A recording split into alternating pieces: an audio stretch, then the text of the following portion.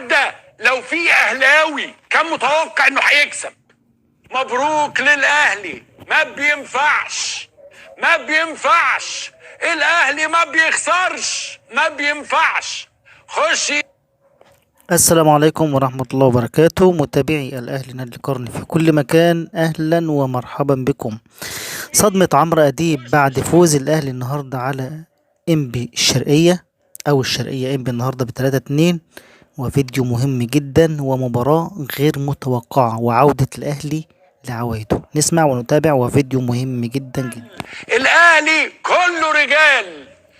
مباراة متعبة للأعصاب، مباراة صعبة جدا، وكل التوفيق للأهلي العريق. طبعا الأهلي النهاردة غلب بصعوبة جدا، كان مغلوب بهدفين في الشوط الأول، ولكن الأهلي قدر يعود للمباراة وقدر يرجع للمباراة بتنظيمه، بشخصيته في الملعب، بتاريخه، بروح الفانلة الحمراء. حاجة النهاردة كانت ماشية بتقول ما ينفعش والأهلي ما بيخسرش. الجمهور ده ما ينفعش قدام دول الأهلي ما يخسرش. طبعا جمهور الأهلي العظيم هو سر الفوز النهاردة. ما ينفعش أبدا.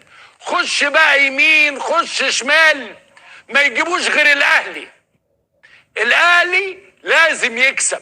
الأهلي دايما عنده التوفيق. الأهلي رجالة. النهاردة لعب قوي عظيم.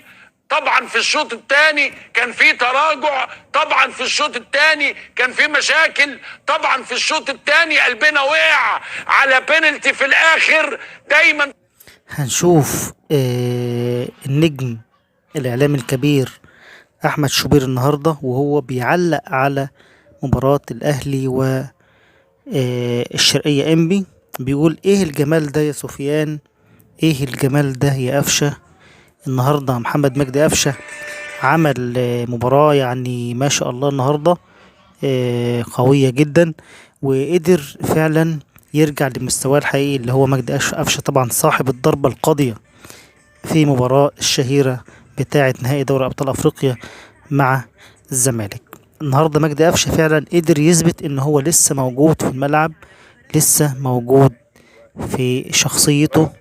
هنشوف أحمد شوبير بيقول إيه. كل الوعود والعهود، مباراة بدأت بمفاجأة ثم مفاجأة ثم مفاجأة. طبعا مفاجأة فعلا، لأن الأهلي كان متأخر بهدفين في الشوط الأول، ولكن قدر النادي الأهلي برجالته، بلاعبته، بجهازه الفني، بتنظيمه، ان يرجع للمباراة ويتعادل ثم يغلب ب3 أهداف مقابل هدفين. الأهلي كده ان شاء الله اول مباراة ليه في الدوري المصري 2026-2027 3 بونت. طبعا ده يعني دي اهم حاجة كنا احنا محتاجينها.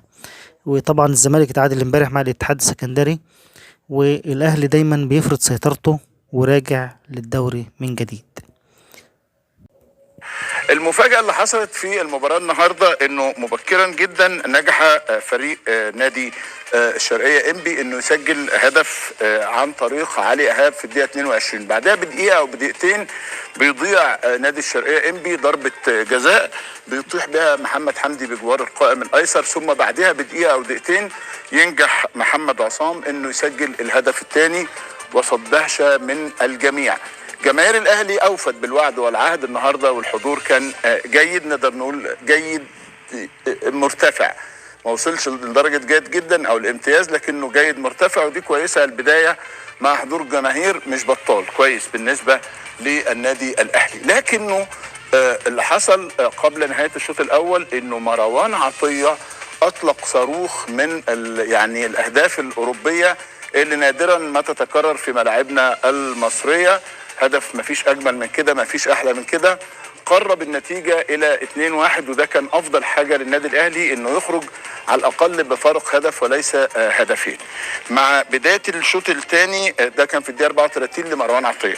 الشوط الثاني ضغط مستمر مستمر مستمر للنادي الاهلي وتالق من عبد الرحمن سمير حارس مرمى انبي اللي انقذ اكثر من فرصه، خصوصا من كريم فؤاد ومن اشرف بن شرقي، ولكن الاهلي ظل على هجومه وعلى محاولاته وتحقيق هدف التعادل الى ان جاء خطأ بدون داعي خالص من تمساح، احمد تمساح مدافع فريق نادي الشرقيه انبي، حازم تمساح عفوا، عشان يحتسب الحكم محمود ناجي ضربة جزاء، وكان قد احتسب ضربة جزاء ما قلت لكم لنادي الشرقية انبي. نجح زيزو في ترجمتها بمنتهى البراعة والمهارة والهدوء إلى هدف تاني.